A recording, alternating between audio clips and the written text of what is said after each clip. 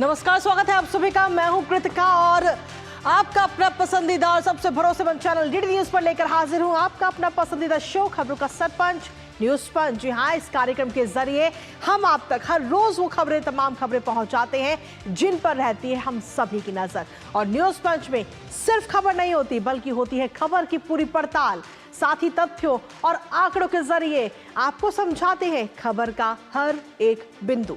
साथ ही ground zero पर मौजूद अपनी टीम से जानते हैं कि एक अपडेट होती है हर खबर पर हमारी पैनी नजर। और आज न्यूज पंच के जरिए जिन प्रमुख खबरों पर होगी हमारी नजर, सबसे पहले करते हैं उन प्रमुख खबरों का रुख।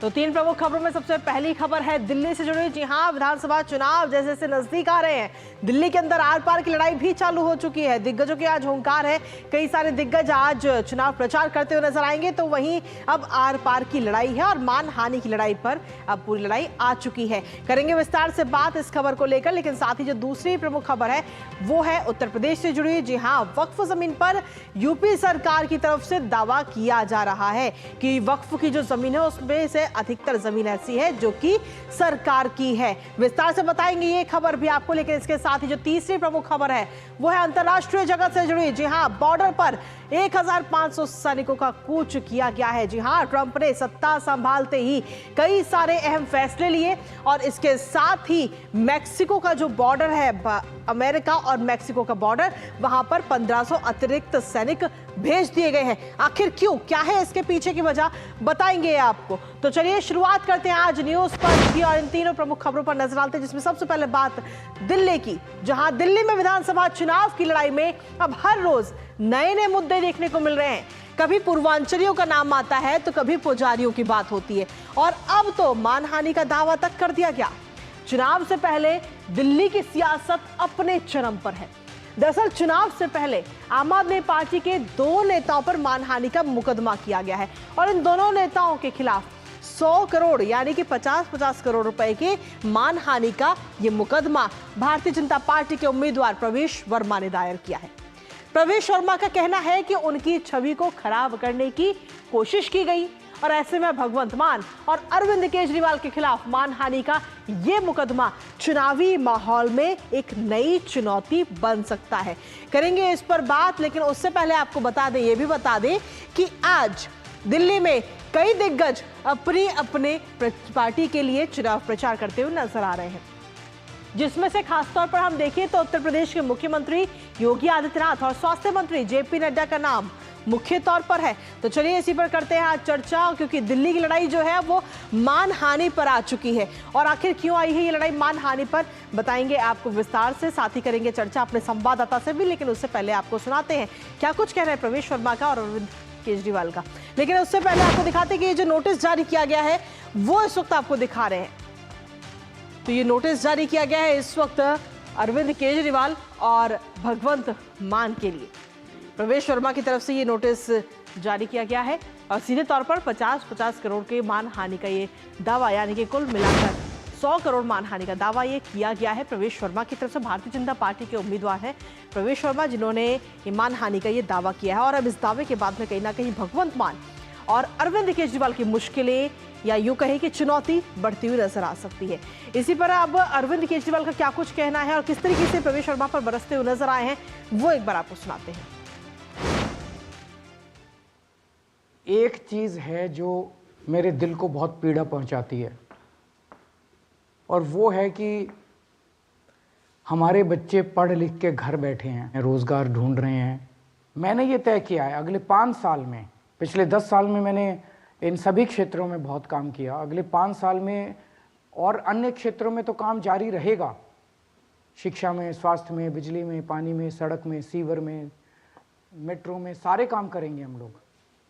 लेकिन मेरी सबसे टॉप प्रायोरिटी अगले 5 साल में होगी बेरोजगारी को दिल्ली से दूर करना। 11 साल उन्होंने क्या किया, कौन से स्कूल बनाए, कॉलेज बनाए, यूनिवर्सिटी बनाई, फ्लाईओवर बनाए, क्या काम किया, उसकी तो पिक्चर दिखा दीजिए। दिल्ली की जनता को विकास चाहिए, उनको डेवलपमेंट चाहिए, उनको सारी यमुना साफ चाहिए, उनको अपने बच्चों की नौकरी चाहिए, उनको सारी सड़कें अच्छी चाहिए, उनको नए फ्लाईओवर चाहिए, उनको 15,000 बसें चाहिए। तो ये सारी व्यवस्था चाहिए। ये सारे बेकार के सारे मजाक, झूठ बोलकर इससे क्या होने वाला है दिल्ली का? तो सुना आपने, अरविंद केजरीवाल गिना रहे हैं कि वो अगले 5 साल जब सत्ता में अगर दोबारा आते हैं, दिल्ली की जनता चुनती है तो वो क्या कुछ करेंगे। लेकिन वहीं प्रवेश शर्मा कह रहे हैं कि आपने बीते 11 साल में क्या किया है, पहले उसका हिसाब दीजिए।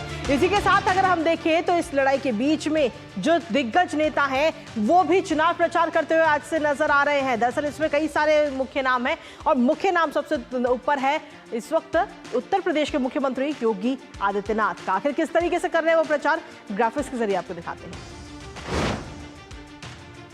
तो दिल्ली के दंगल में हो चुकी है योगी आदित्यनाथ की एंट्री और मुख्यमंत्री योगी आदित्यनाथ प्रचार अभियान की शुरुआत करेंगे। अब से कुछ ही देर में दिल्ली के दंगल में वो एंट्री करते हुए नजर आएंगे और 4 दिनों में कुल मिलाकर 14 जनसभाएं होंगी योगी आदित्यनाथ की और जनता के बीच में जाकर के बीजेपी के पक्ष में माहौल बनाने की कोशिश करते हुए नजर आएंगे।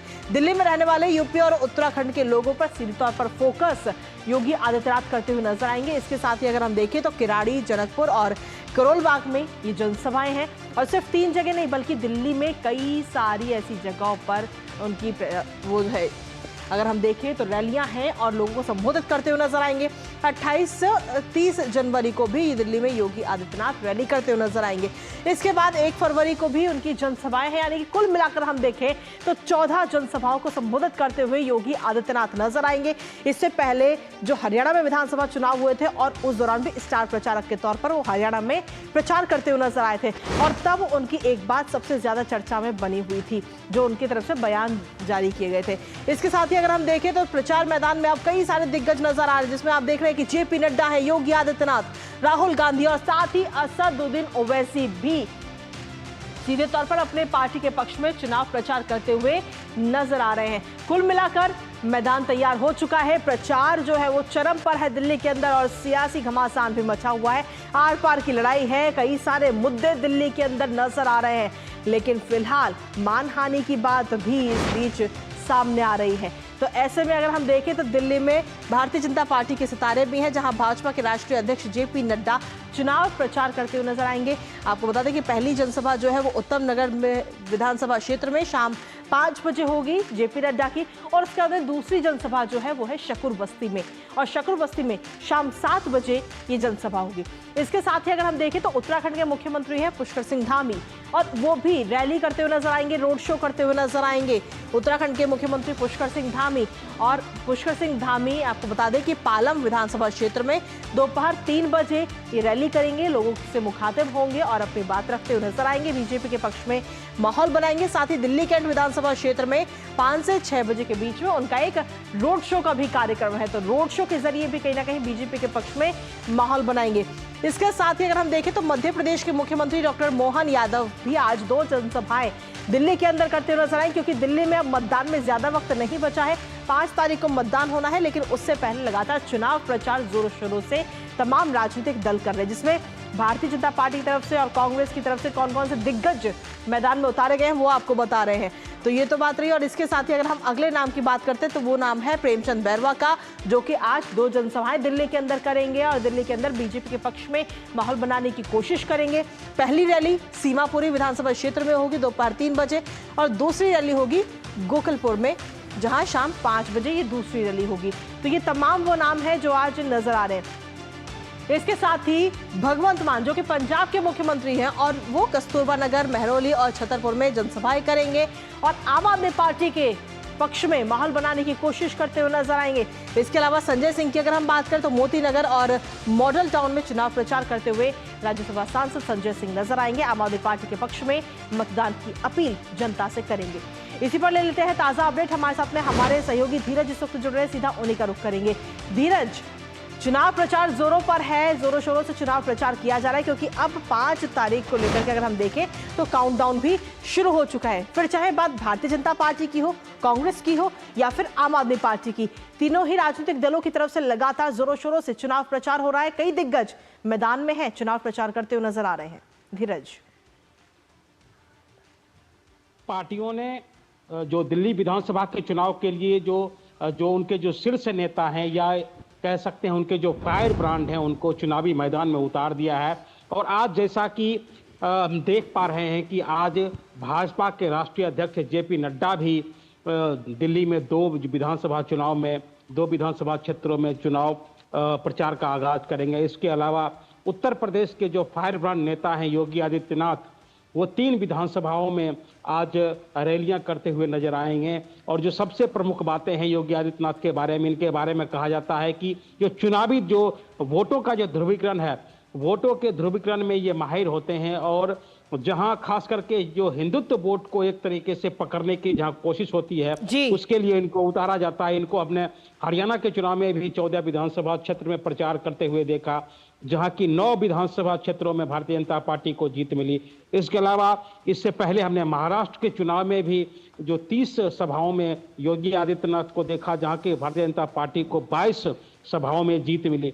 तो एक तरीके से आज जिस प्रकार से योगी की एंट्री हुई है, इस एंट्री के जरिए भारतीय जनता पार्टी न केवल जो पूर्वांचल के वोटर को अपनी तरफ खींचने की कोशिश करेगी, इसके अलावा जो उत्तराखंड के जो वोटर हैं या पहाड़ी इलाकों के जो वोटर हैं, जो कि दिल्ली में काफी संख्या में है, और ऐसा कहा जाता है कि पूर्वांचल और जो पहाड़ के जो वोटर्स हैं वो दिल्ली के लगभग 22 से 25 ऐसी विधानसभा सीटें हैं जहां पे वो अच्छा खासा प्रभाव रखते हैं, जिताने और हराने का मादा रखते हैं। तो आज योगी की एंट्री भी इस लिहाज से भी काफी महत्वपूर्ण है। इसके अलावा आपने बताया कि जो उत्तराखंड के जो मुख्यमंत्री है पुष्कर सिंह धामी, आज वो पालम विधानसभा क्षेत्र में चुनावी सभा को संबोधित करेंगे। इसके अलावा आज उनका एक रोड शो भी दिल्ली कैंट के इलाके में है। तो पहाड़ी वोटर के लिहाज से भी आज का दिन महत्वपूर्ण है। इसके अलावा मध्य प्रदेश के जो मुख्यमंत्री हैं उनकी भी 2 सभाएं हैं। तो एक तरीके से हम कह सकते हैं कि अपने फायर ब्रांड नेताओं को उतारकर भारतीय जनता पार्टी ने बिल्कुल, लेकिन साथ ही धीरज जी, ये तो बात रही भारतीय जनता पार्टी की। इसके अलावा अगर हम बात करें आम आदमी पार्टी की या कांग्रेस की, तो इन दोनों दलों की तरफ से भी लगातार चुनावी प्रचार किया जा रहा है। और अगर आम आदमी पार्टी की अगर हम बात करते हैं तो संजय सिंह है या पंजाब के मुख्यमंत्री भगवंत मान, जो कि आम आदमी पार्टी के पक्ष में आज मतदान करने की अपील जनता से करेंगे।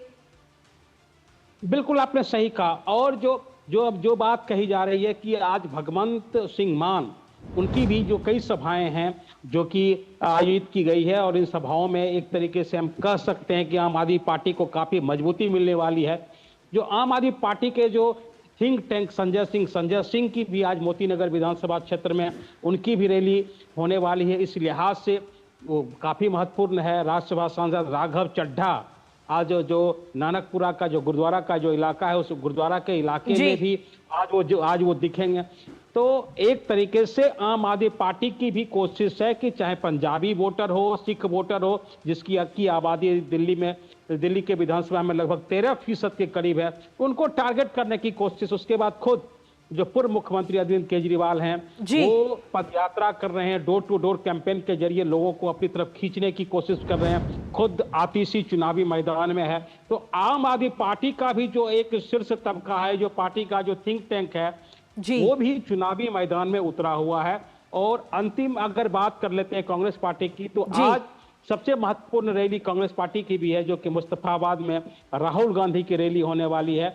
और राहुल गांधी की जो पिछली 2 रैलियां हैं, वो 2 रैलियां कैंसिल हुई। पिछली रैलियों में कहा गया कि उनका स्वास्थ्य खराब है। और जो नई दिल्ली विधानसभा क्षेत्र में उनकी जो रैली थी, उस रैली के बारे में कहा जाता था कि उसमें राहुल गांधी नहीं आकर एक तरीके से आम आदमी पार्टी को वॉक ओवर देने की कोशिश की।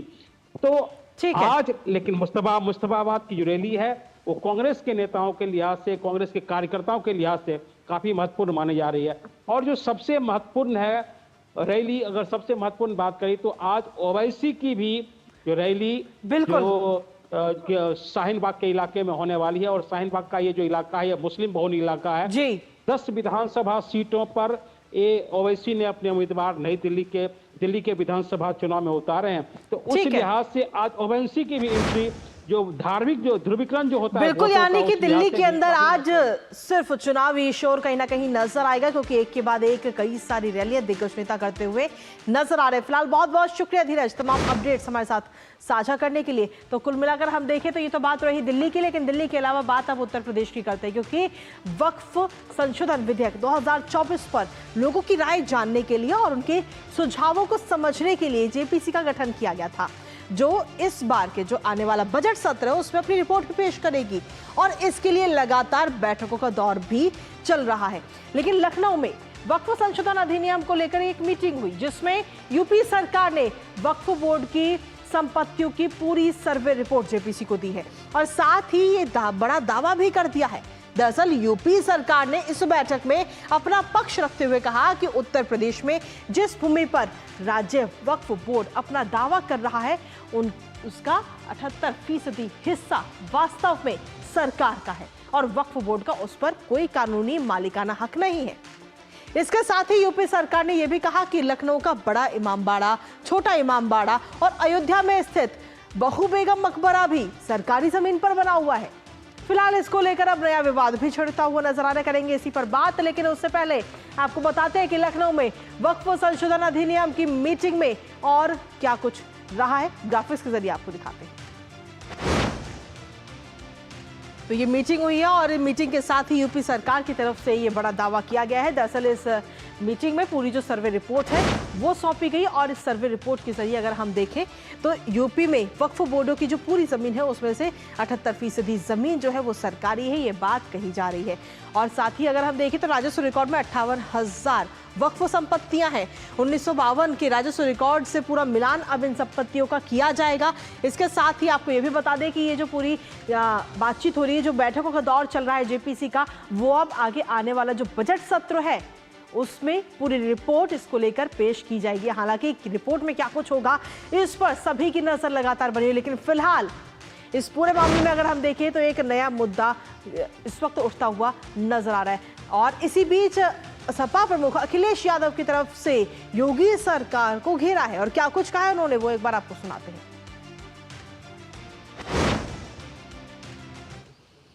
जिस तरीके से भारतीय जनता पार्टी सबसे बड़ी भूमाफिया बनकर के आई है, किसी जिले की आप रजिस्ट्रियां चेक कर लो, और अगर ये बात सही नहीं है तो मैं अपने पत्रकार साथियों से कहूंगा कि लखनऊ की जितनी भी रजिस्ट्रियां हुई हैं, अयोध्या जैसी धार्मिक धरती, प्रभु श्री राम की धरती, वहां की रजिस्ट्रियां चेक कर लें, गोंडा तक की चेक कर लें, सबसे ज्यादा आप भारतीय जनता पार्टी के लोगों को पाओगे ये वक्फ की जमीन को केवल कब्जा करना चाहते हैं, ये विवाद खत्म नहीं करना चाहते हैं, कोई झगड़ा नहीं खत्म करना चाहते हैं। और इसी पर ताजा अपडेट लेते हैं, हमारे साथ हमारे सहयोगी विकास सिंह इस वक्त जुड़ रहे, सीधा उनसे करेंगे। विकास, वक्फ बोर्ड की तरफ से ये बैठक हुई और इस बैठक में अगर हम देखिए तो कुल मिलाकर जो संपत्तियां हैं उनमें से 78% संपत्ति यूपी सरकार की है, ये बात कही जा रही है। और इस बात के बाद में, इस दावे के बाद में कहीं ना कहीं एक नया विवाद भी खड़ा हो चुका है। विकास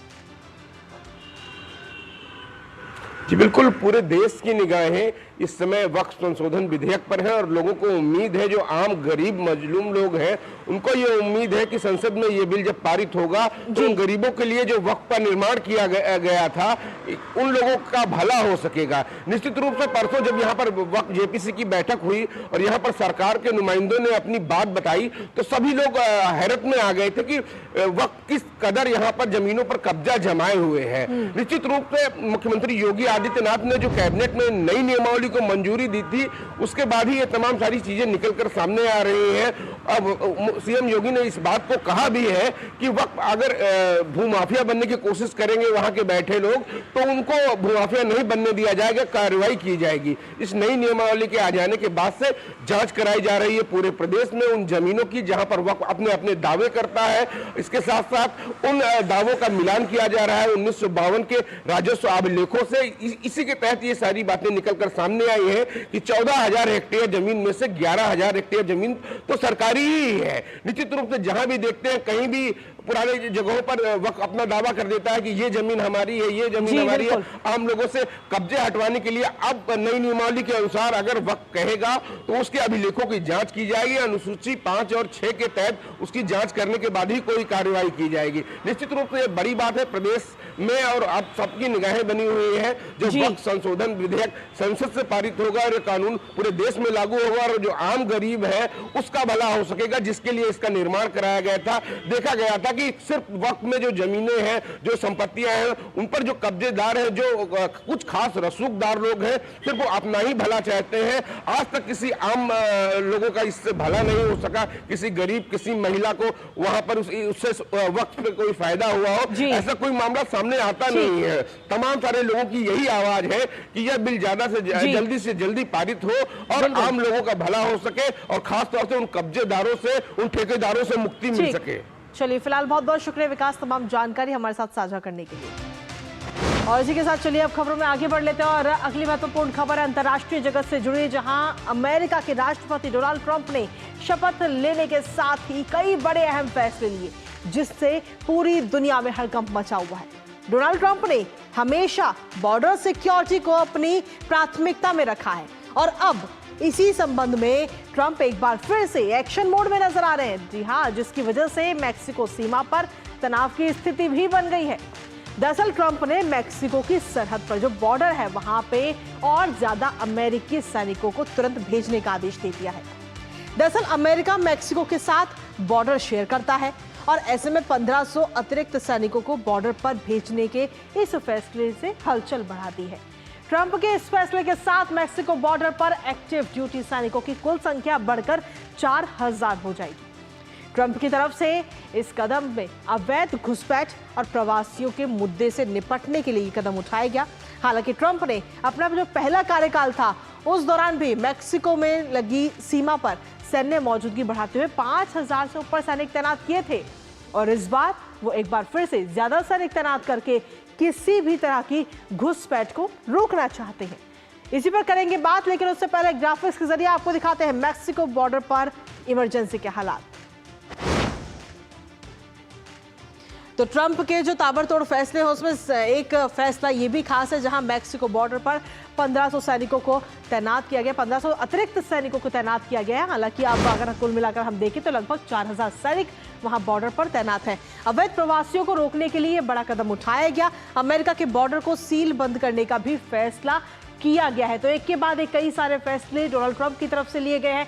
साथ ही अमेरिका के दक्षिणी सीमा पर नेशनल इमरजेंसी की भी घोषणा ट्रंप की तरफ से की गई है। सत्ता संभालते ही एक के बाद एक कई सारे फैसले। हालांकि इससे पहले कार्यकाल में अगर हम देखें डोनाल्ड ट्रंप के, तो उस दौरान में भी कहीं ना कहीं यही सख्ती नजर आई थी इस बॉर्डर पर। मैक्सिको के साथ सीमा की सुरक्षा को लेकर सख्ती डोनाल्ड ट्रंप की तरफ से दिखाई गई थी और वही सख्ती अब एक बार फिर से निकल कर सामने आती हुई नजर आ रही है। पहले कार्यकाल की अगर हम बात करें तो लगभग 5000 से ज्यादा सैनिकों को पहले कार्यकाल में तैनात किया गया था और अब आज की अगर हम बात करें तो आज अभी तक 4000 सैनिकों को तैनात किया जा चुका है। हालांकि ये संख्या आगे और बढ़ सकती है। कुल मिलाकर देखें तो एक्शन मोड में ट्रंप इस वक्त नजर आ रहे हैं। मैक्सिको सीमा को लेकर ट्रंप बिल्कुल भी नरमी बरतते हुए नहीं नजर आएंगे और इसको लेकर के वो सख्त मोड में हैं। अवैध अप्रवासन को राष्ट्रीय आपातकाल उन्होंने सीधे तौर पर घोषित कर दिया। कई सारे अहम फैसले लिए हैं और एक्शन मोड में हैं और जिसके बाद में ये बात भी कही जा रही है। रिपोर्ट में कहा गया कि अमेरिका में बिना दस्तावेजों के 5 मिलियन मैक्सिकन इस वक्त मौजूद हैं वहां पर और इसीलिए कहीं ना कहीं ये बड़ा कदम उठाया गया। मैक्सिको सीमा से ही अमेरिका में अवैध रूप से प्रवासी जो हैं वो दाखिल होते हैं। अवैध घुसपैठ को रोकने के लिए ये बड़ा कदम उठाया गया और 1500 अतिरिक्त सैनिकों को तैनात किया गया है। अमेरिका और मैक्सिको में आखिर संबंध क्या है वो भी आपको बता दें। मैक्सिको से अमेरिका में आने वाले अवैध प्रवासी विवाद की जड़ है और यही विवाद इन दोनों देशों के बीच में है। अधिकतर अवैध प्रवासी जो हैं वो आपराधिक गतिविधियों में शामिल होते हैं, उनमें लिप्त होते हैं, जिसकी वजह से कई सारे सवाल भी उठते हैं और कहीं ना कहीं क्राइम रेट जो है वो भी ऐसे में बढ़ गया है। मैक्सिको अमेरिका के 3 सबसे बड़े ट्रेड पार्टनर्स में भी शामिल है। तो ऐसे में अमेरिका और मैक्सिको के संबंध क्या है वो आपको बता रहे हैं। साथ ही पिछले साल अमेरिका ने मैक्सिको से 475 अरब डॉलर का आयात किया था, लेकिन अब कहीं ना कहीं ये जो आपस के संबंध हैं ये बिगड़ते हुए भी नजर आ रहे हैं और तनाव की स्थिति बॉर्डर पर बन गई है। हमारे साथ में हमारे सहयोगी अनिल इस वक्त जुड़ गए हैं, सीधा उन्हीं का रुख करेंगे। अनिल, अगर देखें तो अमेरिका और मैक्सिको का जो बॉर्डर है वो एक साथ लगता है। हालांकि पिछले कार्यकाल में भी हमने देखा कि 5000 से ज्यादा सैनिक वहां पर तैनात किए गए थे ताकि अवैध घुसपैठ ना हो पाए और इस बार भी हम देख रहे हैं कि अभी तक 4000 के लगभग सैनिक वहां पर तैनात किए जा चुके हैं। बिल्कुल कृतिका, ये तो एकदम जिसे कहते हैं ट्रंप 1.0 में और 2.0 में ज्यादा हमें फर्क देखने को नहीं मिला। मैं कहूंगा और वहां सिपाहियों को और भेजा जाएगा बॉर्डर पर, क्योंकि जिस तरह से बॉर्डर एक बहुत सेंसिटिव इशू है ट्रंप के लिए, और ट्रंप ने इसे अपने कैंपेन में ही नहीं, अपने एक तरह से जब वो जीते थे तभी उन्होंने इस बात की पुष्टि की थी कि हम इस पर पूरा जोर लगाएंगे। और मैं कहूंगा यही जोर यहाँ एक बार फिर लगाते हुए, क्योंकि उनको पता है कि 5 मिलियन लोग हैं, 5 मिलियन लोग यानी लगभग 50 लाख लोग मौजूद है वहां जो इलीगल है। और मैं कहूंगा सारे कदम उन्होंने उठाए, यही नहीं बॉर्डर पर ही नहीं, उन्होंने कहा जहां भी किसी तरह का कोई भी रिलीजियस फंक्शन हो रहा है या फिर किसी भी जहां बहुत भारी मात्रा में लोग अमेरिकन नहीं है वहां सारी रोक लगाई जाए। तो मेरे हिसाब से एक कड़ा कदम उठाते हुए कथनी और करनी में हमेशा फर्क होता है, और ये ट्रंप के लिए पहले जब ट्रंप का पहला कार्यकाल था तब ये बहुत बड़ा चिंता का विषय था, जो वो बोलते थे उससे बहुत कम वो करते थे। लेकिन इस बार कथनी और करनी में दोनों में समानता दिख रही है, और एक समानता ऐसी पकड़ी है उन्होंने कि मेरे हिसाब से विश्व एक तरह से चौंक गया है उनके इन निर्णयों पर, और जिस तरह से वो निर्णय को जो निर्णय उन्होंने लिए उसको किस तरह से अमली जामा पहना रहे हैं, ये काफी चौंकाने वाला है। और ये मैं कहूंगा आने वाले दिनों में मेक्सिको ही नहीं, जिस तरह से कनाडा का उनका रुख रहा है, चीन के खिलाफ उनका रुख रहा है, ये भी और सख्त और कड़ा होता है दिखने को मिलेगा। चलिए, फिलहाल बहुत बहुत शुक्रिया अनिल, तमाम जानकारी और अपडेट्स हमारे साथ साझा करने के लिए इस पूरी खबर को लेकर। तो लगातार आप तक अपडेट्स पहुंचा रहे हैं, और अमेरिका मैक्सिको के बीच में संबंधों की जो बात कही जा रही है उसको लेकर एक एक बिंदु पर हमने आप तक पहुंचाई सारी खबरें। लेकिन इसके साथ ही अगर हम देखें तो अब जो अतिरिक्त सैनिक भेजे गए हैं इसके बाद में और क्या कड़ा फैसला लेते हुए ट्रंप नजर आएंगे, इस पर नजर हमारी लगातार बनी हुई है। लेकिन इसी के साथ फिलहाल न्यूज पंच मुझे और हमारी टीम को दीजिए अनुमति। कल सुबह 10:30 बजे फिर होगी आपसे मुलाकात, तब तक के लिए नमस्कार।